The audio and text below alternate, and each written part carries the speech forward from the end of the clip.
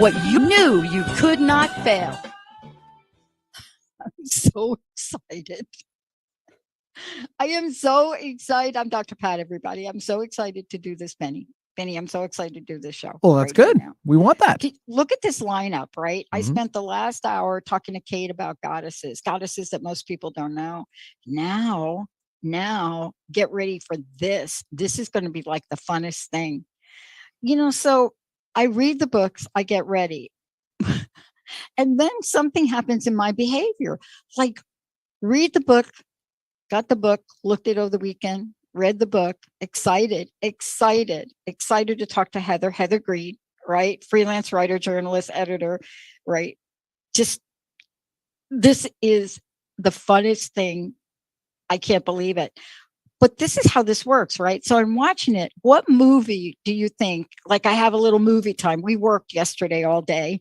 I went home and I decided I'm going to watch a little movie, a little something fantasy. And of all the movies out of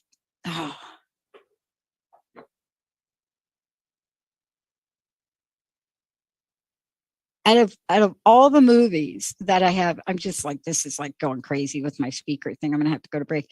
But out of all the movies that I've watched, what do you think the movie was that I watched last night? I'd seen it a million times. It's like called The Craft. It's like the original The Craft, like back, like The Craft, like go back. And, the first one that was done, not the remake. But what is our fashion fascination? Why was I so enthralled with watching Stevie Nicks' latest concert tour and what she did and how she talked about it? But to be honest with you, I don't have to be that fascinated because we have somebody that is so amazing. And I got to hold it up, right? Lights, camera, witchcraft. Right? This is a critical history of witches in American film and television. Hello. Thank you for writing this book, Heather Greene. It's so great to have you, Heather. Thank you. Oh, you're welcome. It's great to be here. I love talking about this topic. I love talking about it. And, I haven't had a book that I could reference because I just talk about it, right? But I don't have your history. Can I ask you a question? I'm always amazed at what calls people to bring forth an incredible body of work like this. And I got to tell you, it's an exhaustive body of work, meaning I don't think you left anything out. But like, what happened? Did somebody tap you on the shoulder? Was this like, oh my gosh, this is like my passion. I'm just going to do it. Tell me. Well, or did the Times really say, not like the New York Times, but the time we live in, was that a driving force? Tell me. I think you hit on a few topics there. Basically, the story goes is that I was studying the occult as it was, tarot, astrology, loved that, college, grad school. And I was also a film student. So I was in film school, planning to be a director, a producer, all those good things. So I was in film school for bachelor's and master's. And then I also noticed that there was a time these movies were popular. So my studies were already studying things about representation of different characters, princesses and stuff. I was doing work like that. And I said, wait a minute, there's something here.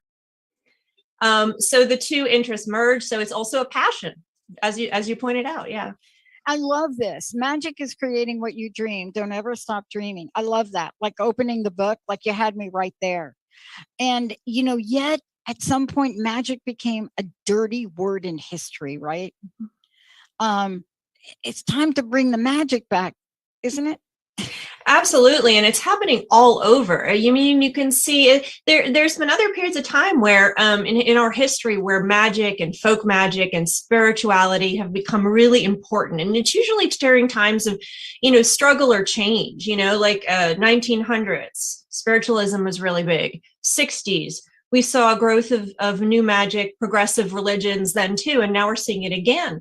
And I think that's exactly right. We got to bring the magic back or find it in ourselves.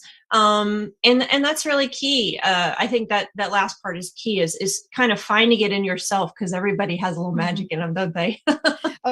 They do. I want to ask you this question, and I know this is a tough question, but there have been people I know, or there have been situations that I'm aware of, in the experience of witches and witchcraft that have influenced my life at different points in time at a very young age, like really super young, right?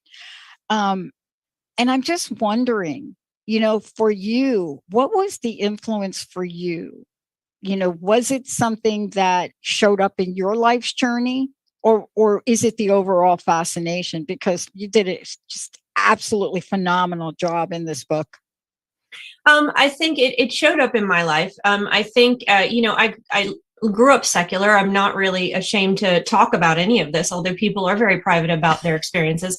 So I grew up mostly secular with some, like I say, I grew up Jewish, and was just really fascinated and sort of felt a calling to the occult, or to aspects of the occult, different ones. And so they kind of it was part of me finding my own magic, as we said.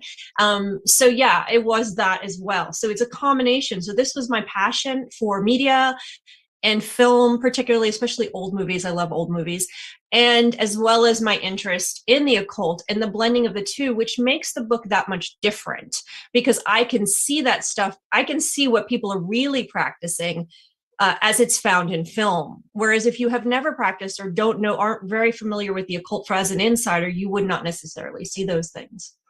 How does film, can I ask you this, because now you're talking like my language here, right?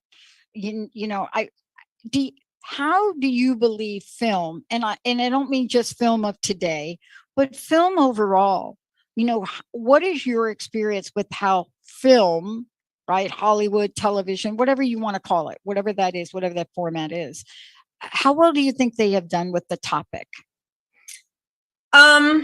That's a hard question to answer. I think if we're talking about positive representation of people as they exist, modern practitioners and witches and stuff like that, they really haven't done a great job.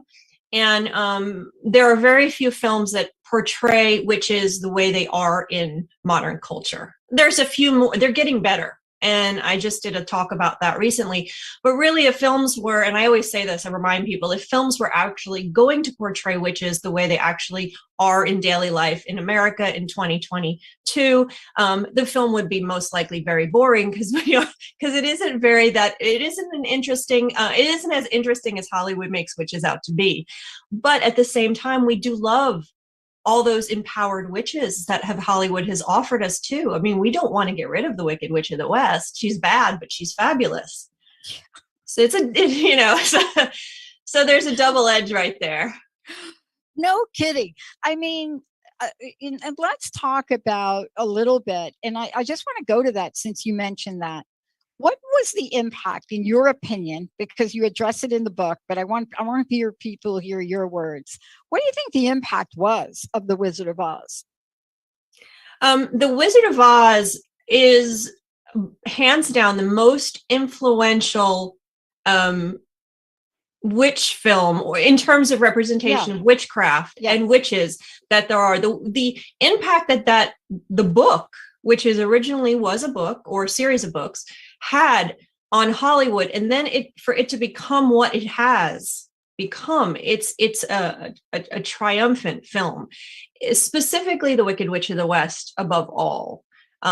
In terms of what I was writing about, I mean, witches didn't have green faces until she had a green face, right? That's why I asked you, because we don't talk about the influence of that. We talk about the influence of that from other perspective, Tin Man.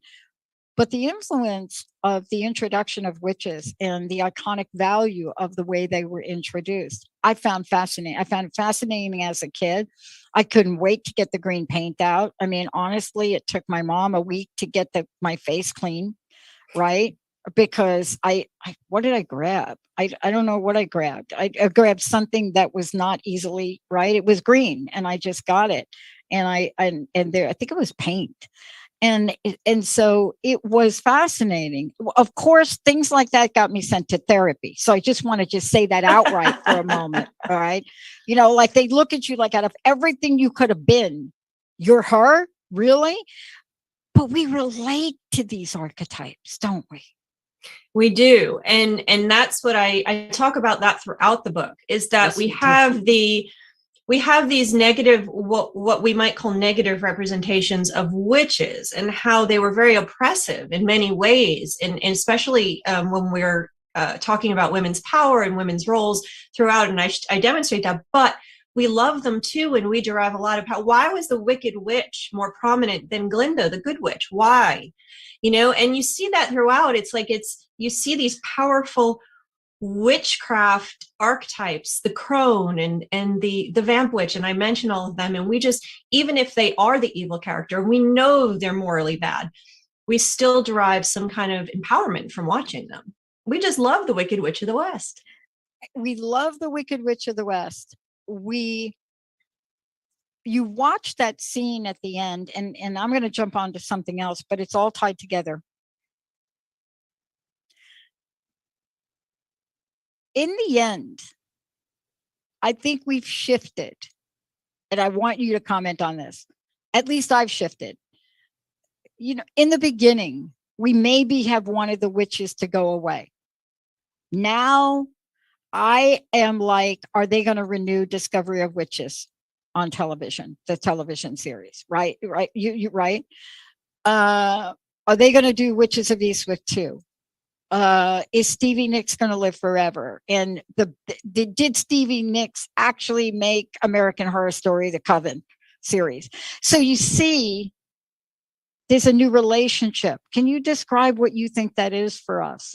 And I don't know if I'm even correct in my assumption, but I can only know that we went from scary, scary, scary, scary. Oh, really? Okay. Oh, kind of cool. Oh, maybe revered. Absolutely. You're onto something.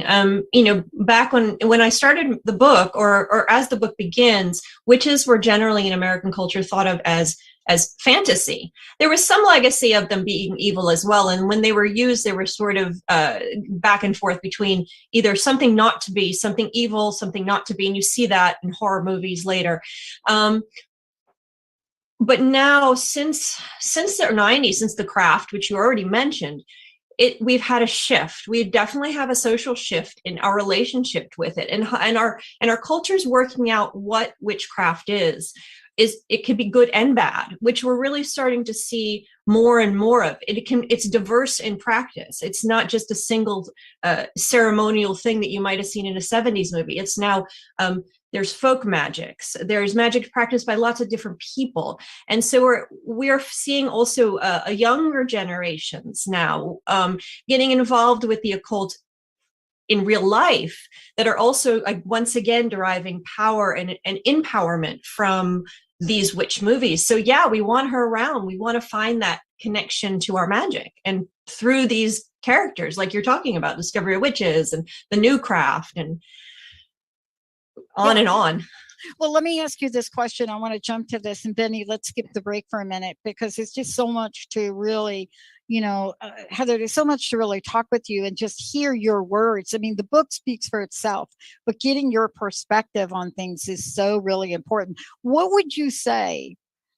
The two things I've observed, and I don't know that they're correct, but what would you say has been the greatest obstacles, challenges for the complete embrace? Because history and culture has done everything possible to demolish, just annihilate anything that has to do with any sort of revered way of looking at witches. I mean, we burn people, right? We've done a whole lot of things, but man, still standing, right? Right. What are the misunderstandings that I think become challenges for our true nature of seeing the full spectrum of the blessings and the gifts that, witchcraft brings forward? I think it's legacy for the most part. Our culture comes predominantly from, well, that's not to say, because worldwide, it's not just Europe. Worldwide, witchcraft has a legacy of negativity. I mean, we're not talking about just 100 years of problems. We're talking about thousands of years of negative PR for witchcraft. And a brilliant rabbi said to me recently in an interview that magic and witchcraft are words used, they're political words. So any kinds of chants or rituals that someone might do that are sanctioned by whoever's in charge are going to be rituals and prayers, and anything that's outside of that, anything that's not sanctioned, would be labeled witchcraft. So it's really just a political word for actions that we do that are sacred. Mm-hmm. And so I thought that was pretty brilliant. And so it's this legacy that it's something bad, that it's something evil that haunts. It's bad PR. I mean, it's just been thousands of years of bad PR that we can't fully shake off. And that leads me to my next question, because there is a view of what a witch is and what a witch isn't. And what I find lately, especially I want to stay in the theme of your book. What I'm finding lately, if I look at lights, camera, witchcraft in the history of witches in American film and television, I'm really fascinated by the evolution. Let me give you an example. I made a reference to Angelina Jolie's character, Maleficent, as a witch. And they were like, no, that she's not. I said, well, what is she? Okay, is she? I mean, it was like a 20-minute debate. And I just said, I just let go of it, because that's the way I saw her. But are we confused about about typecasting, and are we confused about this, or is Hollywood and everyone else evolving? More specifically, I loved, and she probably is not going to come back to do another movie, I love the evolution of Kate Beckinsale and the whole Underwood thing, especially the last one where she becomes a witch, right? Mm-hmm.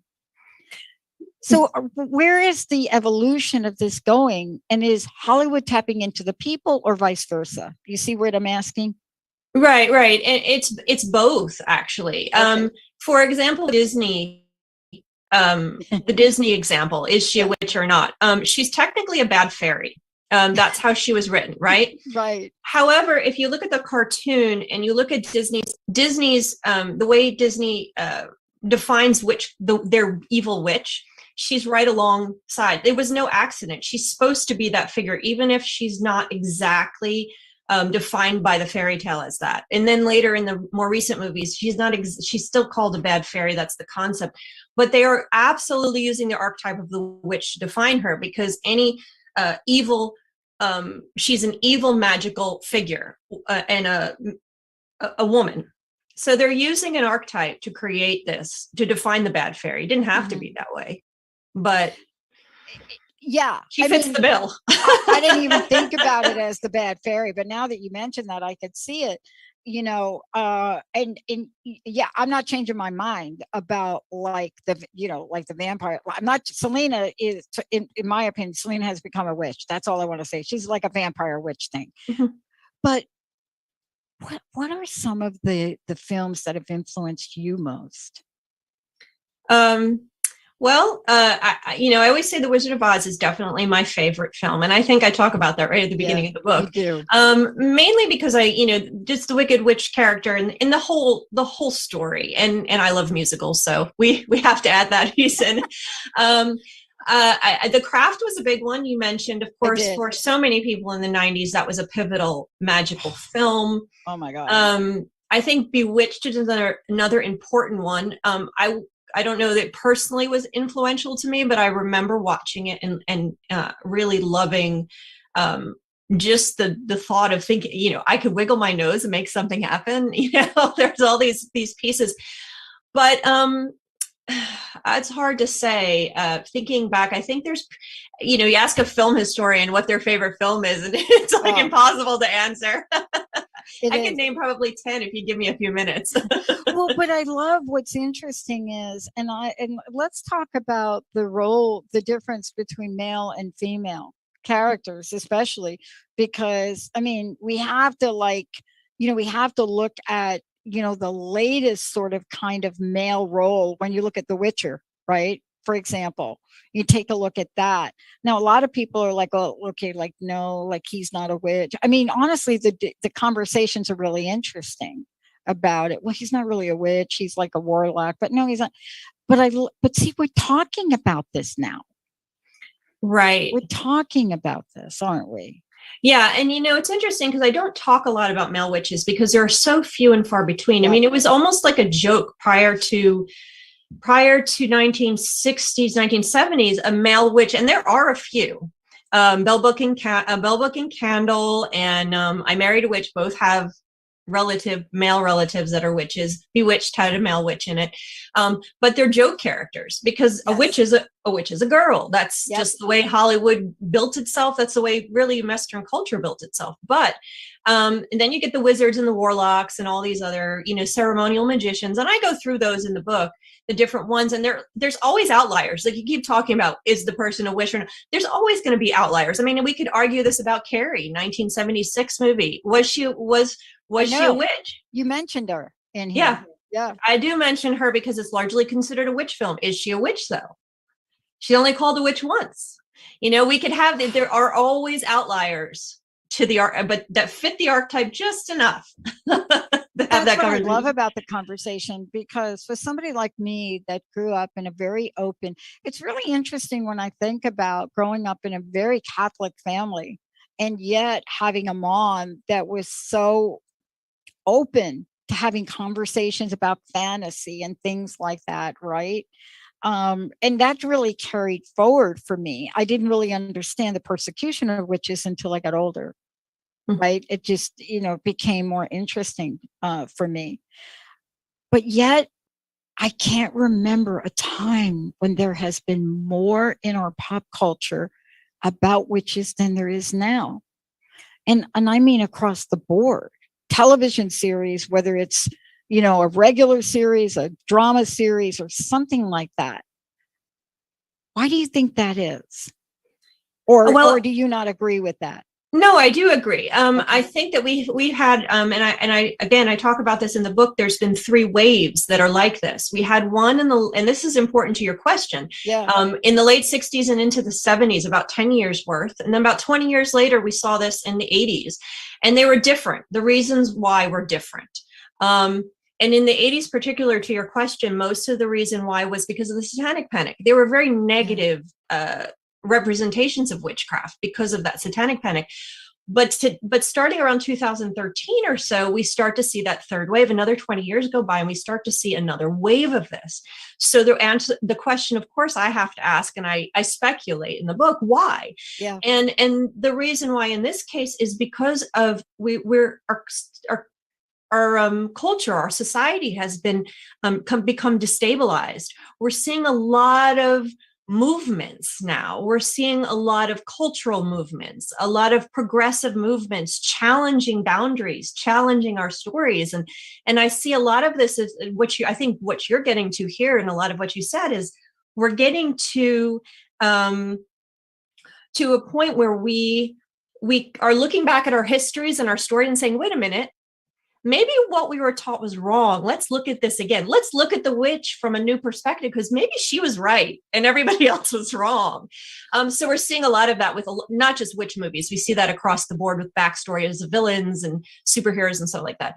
So yeah, I think it's been like that. It's been like that since about 2013. We've seen a massive wave of all kinds of witchcraft TV shows and films.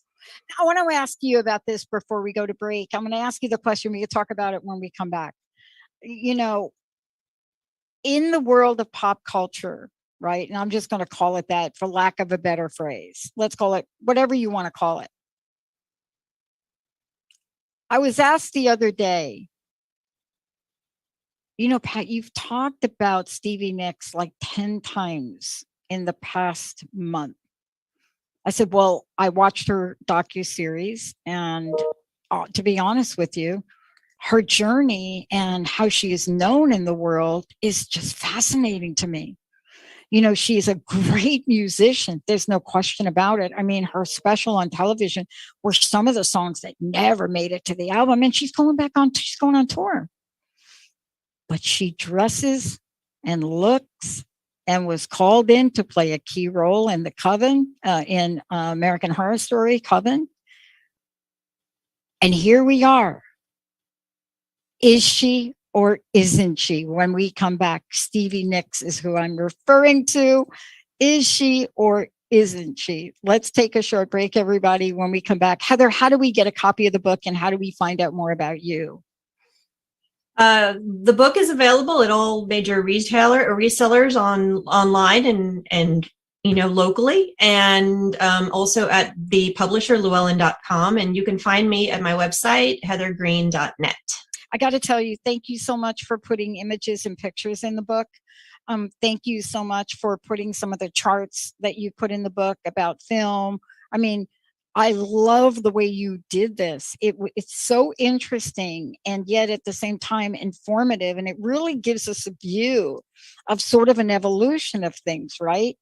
But the burning question when we come back, is she or isn't she? Let's take a short break. We'll be right back with Heather Greene. Fabulous book, everybody. Look, it's gigantic. I love it. There it is. Right.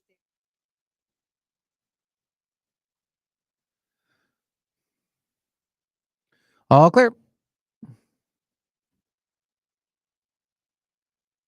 Do you crave a life that doesn't involve constant burnout, stress, and overwhelm?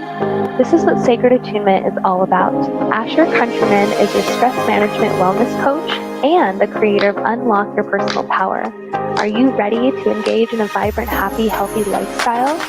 Start your journey now by booking a complimentary Unlock Your Power Clarity Call with Asher at sacredattunement.com.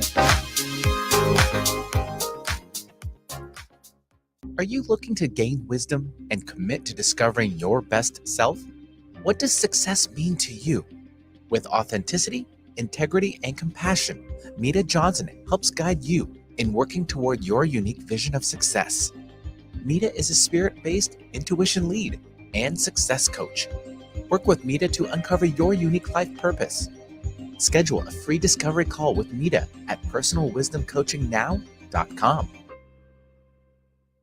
Do you question what an authentic life really looks like? Tune in to The Alley Effect with Allison Blythe, authentically living life your way. Every first and third Thursday at 1 p.m. Pacific on tranformationTalkRadio.com, where Allison Blythe brings you tools, resources, and actionable steps toward your very best life. Take responsibility for your own happiness. For more about Allison, visit Allison, ALLYSON, Blythe, BLYTHE.com. We remember a time when you could simply form a thought and it would manifest. The harmony was forgotten, but it is returning now. The Power of Inspiration and Awakening Radio with Juliet Griffin on TransformationTalkRadio.com each second and fourth Wednesday at 9 a.m. Pacific. We'll take you on adventures through the heart and spirit, exploring who we once were. This intuitive healer studied under the guidance of wolves, learning from their wisdom to master a higher frequency for a new state of mind. Visit OneTrueSelf.com. Learn how to lead a happier life on Miles to Go with Brittany Miles. How to lose to gain it all. Join Brittany every second and fourth Wednesday at 1 p.m. Pacific on TransformationTalkRadio.com. Listen as coach and healer Brittany Miles shares stories that teach you about surrender. For more information about Brittany, milestogocoaching.com. Introducing The Brilliant Black Man Show with Melissa Johnson. Tune in as Melissa shares the stories of successful black men across the country. This show is designed to change the narrative of how black men are portrayed in the world. The show will highlight their brilliance and how they are making a difference in their family, community, boardroom, and the world. For more information on the show, visit wildministriesllc.com.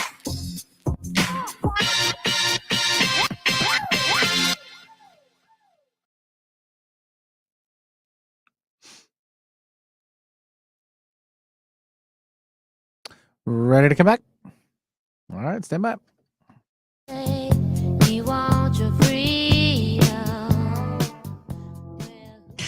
You did do it, Benny.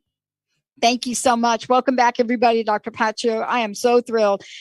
This is quite a body of work Heather Greene has put together in Lights, Camera, Witchcraft, and it's a critical history of witches in American film and television. And, you know, you really go on quite the journey here with Heather, because you go from everything from the path of history to talking about what we really love, the Wizard of Oz. But then you go on and you get to be introduced to everything from the, oh my gosh, okay, let's talk Edgar Allan Poe if we could. But then we go through some other things in the book that talk about, you know, the satanic version of this and what we've done.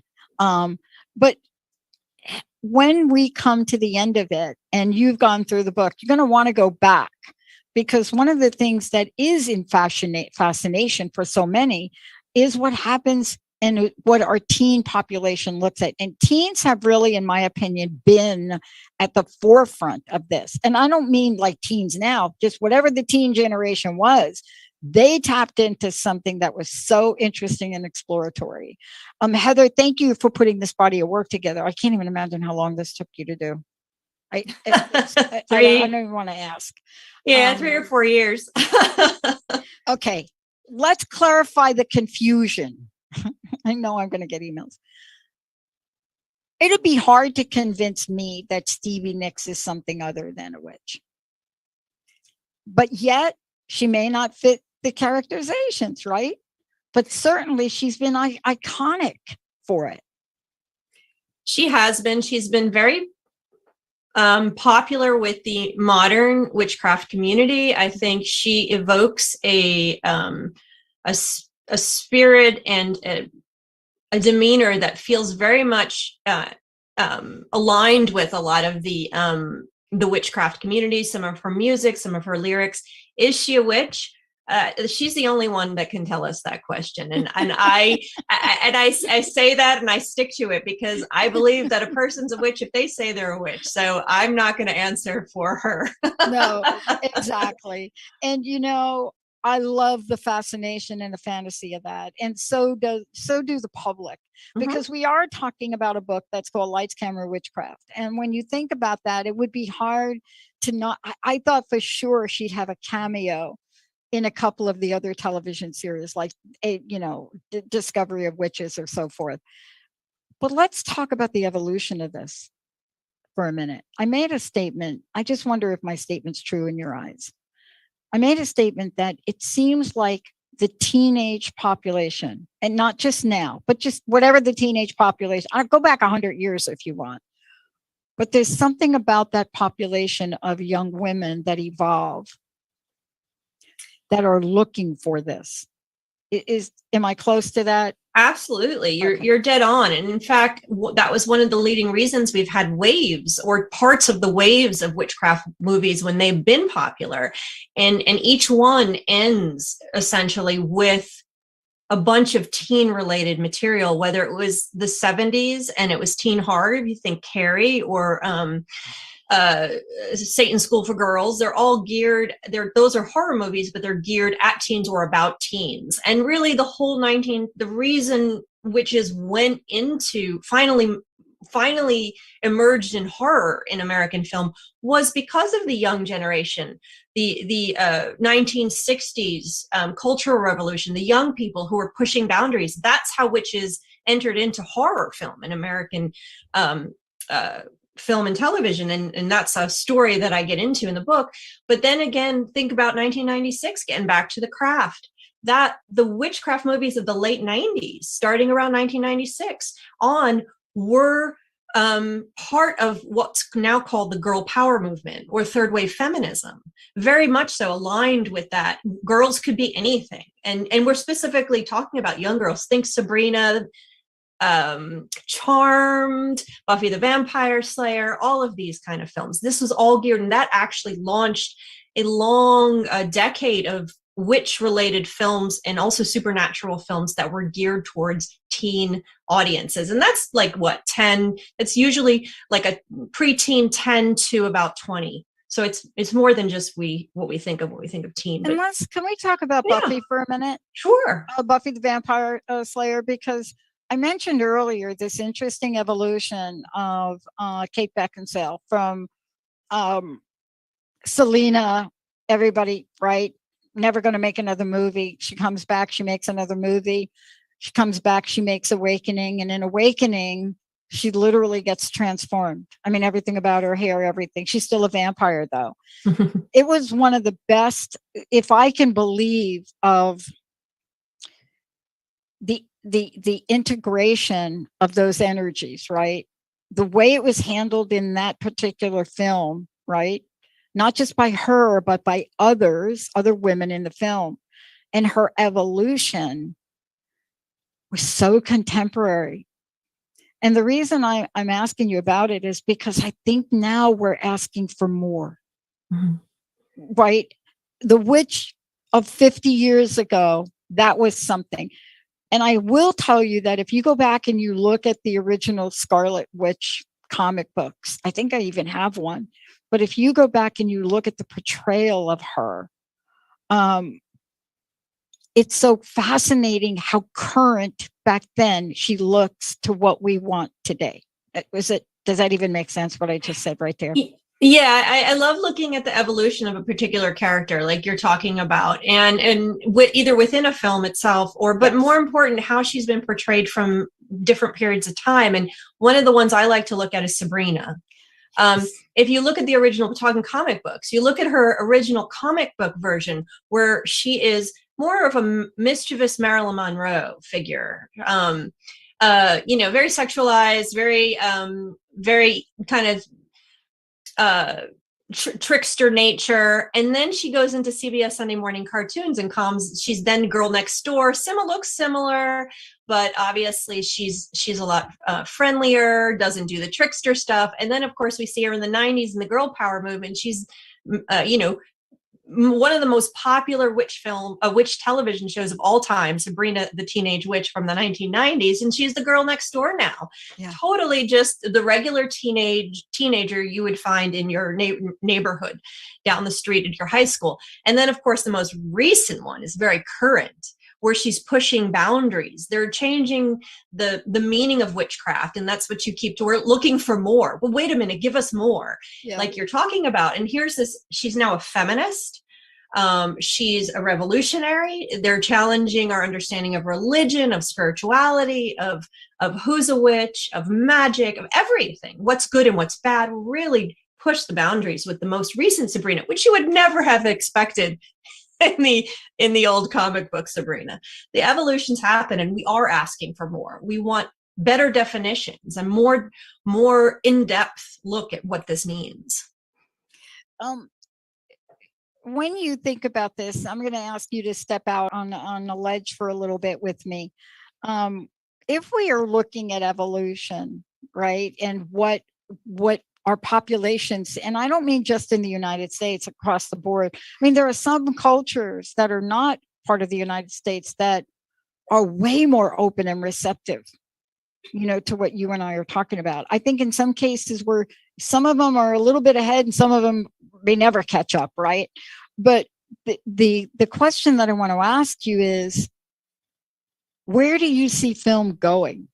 If I could ask you that question, if you had like a magic wand like that, if you had like a magic wand and say, I am going to do the next blank movie and this is what I want to see in it, what might that be? And do you think Hollywood would get there? That's a great question. And people always ask me that. And I always joke about my crystal ball and all that stuff, which you picked up on. Well, I think, witchcraft in movies and magic in movies, like in that relationship, has always been, attributed to women and women's power. So I think it's going to align with that. And I think there's a lot of challenges to gender norms and to what we expect women to do or not to do, or what women are and what women aren't. And so I think we're pushing the boundaries here in terms of that. And that's where witchcraft is going to go. And I just saw a new indie film that is called Hellbender. And it just was released, and it is a very interesting film because take on all of this. It is horror, but you have almost entirely women in the film. And so rather than it being witchcraft being something that's revolutionary, creating this dynamic between men against women or society against women. It's creating a discussion about a women's world. And so you have something very different, a relationship between a mother and a daughter. You have a lot of newness going on. It's the exploration of magic itself and who the woman is and their relationship to each other. So I think it's going to parallel the conversations we're having about women in our society and what that means. It's definitely related to that. It's about all I know. But the reason I'm asking the question is I think that this is something that happened in the Vampire Diaries and then other movies that are out now or other television series is almost exhaustively have women of color been eliminated from the witch conversation early on. And as if they don't exist. Now, clearly the Vampire Diaries shifted that a bit, by their main character, she being a woman of color and a witch. And I think we're seeing more and more of this. And I think for me, that's where the gap is. I mean, not all witches are white. And I don't think that's the way history has portrayed them. If you go look, right, that's a gap that I'd like to see fixed. And it is being fixed if we look at trends in the past decade. Yeah. And I actually point this out throughout the decades of how that looks. And you start to see a little bit with in the late 1980s and early 90s, a couple of characters. Of course, The Craft is one of the boundary breakers there. Yeah. But it really, and then you have Twitches, which was a really popular Disney one. And I talk about Twitches and there's pitfalls in all of these pieces and these representations. It isn't until until 2013 to this last wave that you start to see that change. You have Coven, American Horror Story Coven, hit that nail on the head right there up front. You also have Sabrina, the Chilling Adventures of Sabrina, where you see a witch, a male witch, many male witches as well. You also have the new Charmed, the Legacy, and the new the new Charmed, and then the Craft Legacy, and the new Witches remake. That also has a hoodoo practitioner. So this is not only the diversity of representation of what a witch looks like or who she is, but it's also what type of magics are practiced, because it's not just the magic out of Aleister Crowley, what we would expect, ceremonial stuff, all of that we saw in the 70s, the Legacy. We're also seeing the hoodoo practitioners. We're seeing some authenticity to the practice in a different way. One of the things I was most impressed by, and, this is one of these series that I think you have to get on Apple TV. And I got to meet the two leading actresses from the movie, and that was it's called C. Mm-hmm. And Alfre Woodard plays one of in my opinion, she is a witch character in this movie. And, it was fascinating to see that role she played and how powerful that was throughout the movie. And it was just such a relief to just see that we can bring this conversation to the forefront and have people from different walks of life, from different cultures, play different things in it. Yes. Do you know what I'm saying? Yeah. And I just wanted to add, and I mentioned this earlier, is that you have not only the introduction hitting the conversations like the original Craft or American Horror Story, where they're actually tackling that topic, but you also have a movie like The Spell, which is a 2020 film. It's an all-black cast, and it's a horror witch film with voodoo and everything. And not voodoo, it's hoodoo, and it's an all-black cast, and it is a really fantastic horror film, just as it is, and it's a witch film, which is something you wouldn't have seen 50 years ago. Yeah. I mean, I love it. I mean, I think that, and let me ask you this, because we are seeing these changes. And, I just got a question that came in from one of our listeners. Hey, Dr. Pat, can you and Heather talk more about the crossover? Everything's abbreviated now when you get a message, so I'm going to do my best. The crossover now that includes witches as superheroes or superheroes as witches? Are they witches or superheroes? I mean, this is a great question, right? Because we just talked about Wanda, but it's an interesting question because back when Wanda was, the Scarlet Witch, she was part of the Avenger team, right? So isn't that an interesting question? Because our world is so superhero-ish right now. You're right. And we get to these boundaries again, getting back to what we talked about earlier, is there are crossovers, there are boundaries with magic. And it really is a question of can a witch be a superhero? Why not? Where do all of the one might have gotten its power from a spider bite. Another one got its power because he's a wealthy person who can afford technology. It does, it's very different where they're deriving their power from. So why not a witch? She can be both. Exactly. And then that brings us to the mega blockbuster having the conversation, Hermione Granger. I mean, what the heck did that book and what did that do for the world of magic? Wow. Yeah. Right? Well, and as you know, I didn't dive into that because it's mostly a British story, most certainly, and definitely. So, and this was a book on American film, but you could not mention it because of the reason you just said or suggested. It is one of the most powerful movies of our time that's related to witchcraft, but I'll argue that it's not the same type of witch film because most witch films, Harry Potter series is more of a legacy story and a male coming of age story. It's more similar to Lord of the Rings than it is to The Craft.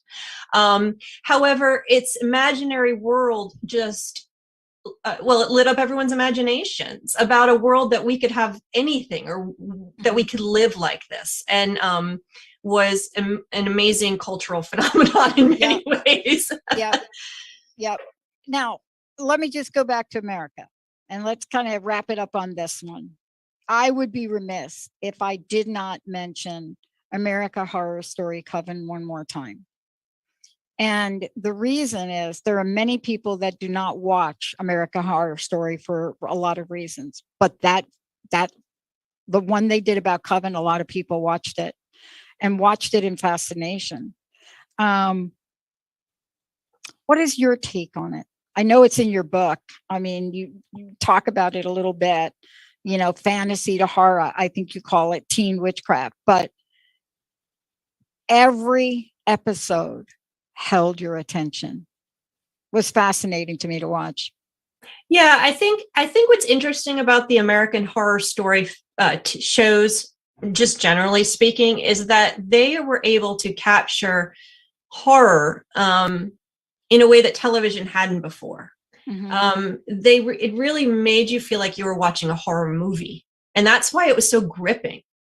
And Horror Story Coven is one of the first to really grapple with our history in terms of witchcraft, both New Orleans, Salem, and really just hit some of the racist politics on the head, as well as teens grappling with relationships with each other, with authority figures, all wrapped into this package of history and reality, because horror only works when you feel. It doesn't work well unless you feel like it's something you can encounter in your life. It's got to be real on some level. So Horror Story did all of those things right. And right at the time when witches were becoming popular. So it really hit so many important pieces on the head at the perfect time. And Gabby Sidiere, I mean, the role that she played in that was just so prominent, so right on. It was just perfect. And again, what we're talking about is the changing representation of bringing Black witches into the conversation. But you, again, I'm sure, I don't know if you are, maybe you're going to do another book that really just steps out of American lights, camera, witchcraft. Maybe it's going to be a critical history of witches from every place else. I mean, certainly there are many. Again, tell people, Heather, thank you so much. Tell people how they can get a copy of the book and also how they can find out more about you.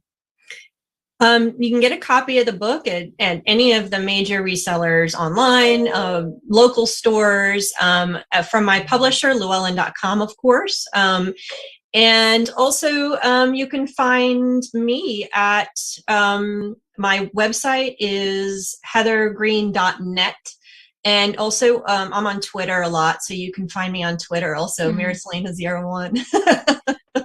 In the minutes we have left, what I want to do here from you is to talk about the things I didn't ask you about, because there is so much in this book. You know, everything that we talk about, from Halloween maybe not even happening, you know, to so many other things. What have I left out today that we want to make sure we cover with people?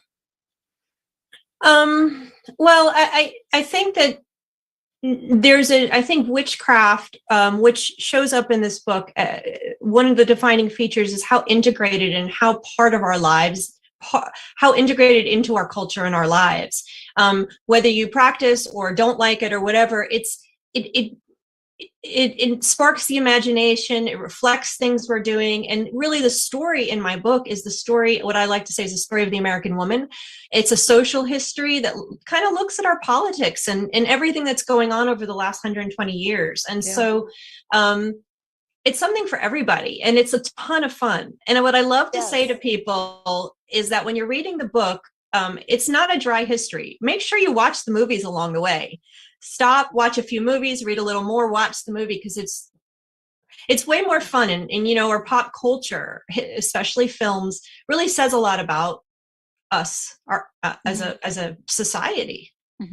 It really does. And you know, I love that idea, because there were some films in here that you mentioned that are older, but it's fascinating to go back and to really, you know, get your hands, and you can get these older films now online and get them and watch them, right? Some movies, witches have become villains, some movies not, right? And I think that's been the fine dance that I've seen in the evolution, right? There's been almost this compassion, so many aspects of this. And then there's been humor. I mean, who doesn't want to see Michelle Pfeiffer as a witch? It's a mixed bag. We have a really complex relationship with witches and with witchcraft. And like I say at the end of the book, witches are revolutionary. They're rebels. And they're almost ahead of our time, and they always will be. So you never know where she's going to be next. Getting back to your other question, I don't know. We'll see. Thank you so much. Again, let's have your website. And I'd like to know your personal message. I would love to know what you'd like to leave us with here today. My website is heathergreene.net, and my personal my personal message would be, let's keep it magical, everyone. Yeah, boy, let's do it. I'm going to thank everybody. Thank you, Benny. Thank you, Jacob. Thank you, William, and everybody out there. And again, I just want to make sure you all know, right? It's available everywhere, right? The book. Yes, it is. Okay. And it's like Mitch Horowitz says, enthralling, comprehensive, and clarifying at so many levels, whether, you know, student, seeker, practitioner. And it is absolutely that. But I love now how it reminded me of so many things now to go back and either watch the movie again, you know, from a different lens now that I've read the book. Thank you so much for awakening that part in us that really is magical again. Thank you, Heather. Thank you so much. You're welcome. Thank you for having me on. It's fun. You bet. Totally fun. Benny, thank you so much. Jacob, thank you. We'll see you all next time. All clear.